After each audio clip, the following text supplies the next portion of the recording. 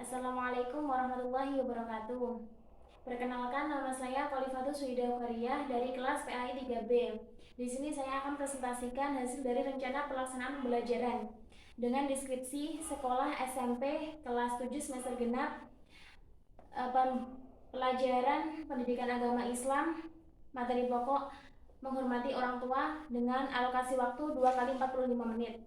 Pertama, saya akan menyebutkan poin-poin dari kompetensi inti. Yang pertama adalah menghayati dan mengamalkan ajaran agama sesuai dengan agama yang dianutnya. Yang kedua adalah menghormati dan menghargai orang tua. Yang ketiga adalah memahami dan menerapkan sikap hormat kepada orang tua di dalam kehidupan sehari-hari. Yang keempat adalah bertindak dengan baik terhadap kedua orang tua. Yang selanjutnya adalah kompetensi dasar dan indikator pencapaian. Yang pertama adalah meyakini bahwa hormat dan patuh itu kepada orang tua itu adalah suatu perintah agama. Yang kedua adalah menjelaskan keutamaan menghormati kedua orang tua. Yang ketiga adalah memahami pentingnya menghormati orang tua. Dan yang keempat adalah menyajikan contoh-contoh di dalam kehidupan sehari-hari. Yang selanjutnya adalah indikator pencapaian kompetensi. Yang pertama adalah siswa dapat menunjukkan keyakinan bahwa hormat kepada orang tua itu adalah suatu perintah agama. Yang kedua adalah siswa dapat menyebutkan dalil-dalilnya. Yang ketiga, siswa dapat menjelaskan keutamaan menghormati orang tua itu seperti apa. Yang keempat adalah siswa dapat memahami pentingnya menghormati orang tua. Yang terakhir adalah siswa dapat menyebutkan contoh-contohnya di dalam menghormati orang tua. Yang selanjutnya adalah tujuan pembelajaran. Setelah siswa itu mengamati, menanya, mengeksplorasi, mengasosiasi, dan mengkomunikasikan, siswa dapat menunjukkan keyakinan perintah agamanya sesuai apa yang telah diterimanya di dalam materi pembelajaran di sekolahnya.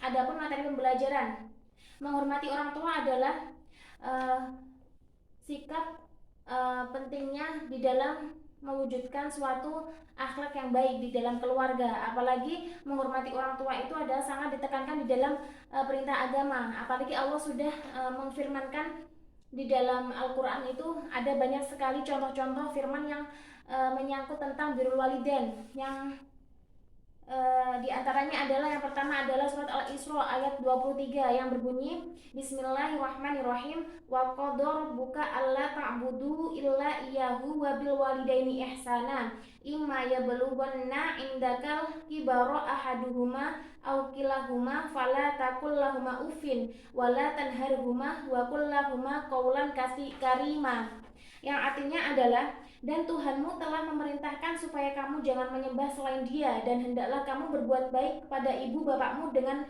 sebaik-baiknya. Jika salah seorang di antara keduanya atau kedua-duanya sampai berumur lanjut dalam pemeliharaanmu, maka sekali-kali janganlah kamu mengatakan kepadanya kata-kata dan janganlah kamu membentak mereka dan mengucapkanlah kepada mereka perkataan yang baik. Yang selanjutnya adalah surat Al-Isra ayat 24 yang berbunyi Bismillahirrahmanirrahim wahfid lahuma janahad dulli minar rahmati wa qur rabbi arhamhuma kama rabbayani sigoro, yang artinya adalah dan rendahkanlah dirimu terhadap mereka berdua dengan penuh kasih sayang dan ucapkanlah wahai Tuhanku, kasihilah mereka sebagaimana mereka telah mengasihiku sejak kecil. Perlu ditegaskan kembali bahwa birrul walidain itu tidak hanya dengan ihsan saja atau kebaikan saja, tetapi birrul walidain itu dengan bakti atau kebaktian kita kepada kedua orang tua kita. Walaupun kebaktian kita itu tidak sebanding dengan apa yang telah mereka lakukan ketika kita masih kecil sampai saat ini. Di dalam sebuah hadis terdapat Imam Az-Zahabi menjelaskan bahwa birrul walidain itu adalah bakti kepada orang tua.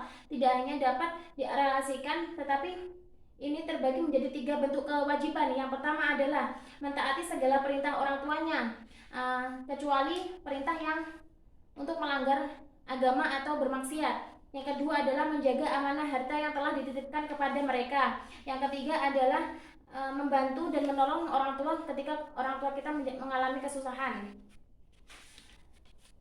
Yang selanjutnya adalah Cara berbakti kepada orang tua itu seperti apa? Seperti melaksanakan nasihat dan perintahnya. Rasulullah sendiri pernah bertemu kepada seorang lelaki yang berkata atau bertanya kepada Rasulullah tentang, sesungguhnya aku punya harta, tetapi orang tuaku lebih membutuhkannya. Rasulullah pun menjawabnya, engkau dan hartamu itu milik orang tuamu. Jadi di dalam hadis ini sudah jelas dikatakan bahwa anak dengan harta anaknya itu merupakan suatu hak bagi orang tuanya itu sendiri. Selanjutnya adalah metode pembelajaran yang saya pakai adalah ada 5. Yang pertama adalah ceramah, yang kedua adalah penayangan video, yang ketiga adalah metode tanya jawab, yang keempat adalah diskusi, yang terakhir adalah penugasan.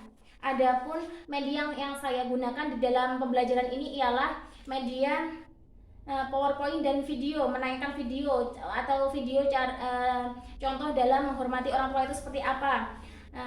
Alat-alatnya yaitu berupa komputer, LCD, dan proyektor. Adapun langkah-langkah pembelajarannya meliputi pendahuluan, inti, dan penutup. Pendahuluan meliputi guru memberikan salam kepada siswa dan mengajak siswa untuk berdoa. Sedangkan yang dimaksud dengan inti yaitu observing, questioning, experimenting, dan associating. Yang selanjutnya adalah penutup, itu guru melanjutkan pengajuan kepada siswanya bagaimana siswa itu mendapatkan atau memperoleh ilmu yang telah didapatkan. Di sini di dalam penutup ini guru dapat mengetahui bahwa siswa itu dapat menangkap atau memahami suatu materi yang disampaikannya atau belum. Adapun cara penilaian hasil pembelajaran itu terbagi menjadi 3, yaitu tugas, observasi, dan portofolio. Selanjutnya adalah penilaiannya, keterangan skornya, yaitu ada 4. Yang pertama adalah nilai 4 itu keterangan baik sekali, dan nilai yang poin 3 yaitu baik. Nomor 2 adalah cukup, yang ada skor satunya itu adalah kurang. Adapun keterangannya yaitu T, TT, R, dan P. T berketerangan tuntas dan TT tidak tuntas, R remedial, dan P itu pengayaan. Yang selanjutnya adalah tes tulis pilihan ganda. Nah, di sini terdapat soal-soal di dalam poin 1, 2 sampai seterusnya itu adalah pilihan ganda, yang mana pilihan ganda ini adalah berketerangan bahwa kriteria nilainya adalah 8 sampai 100 itu berketerangan adalah baik sekali atau poinnya A.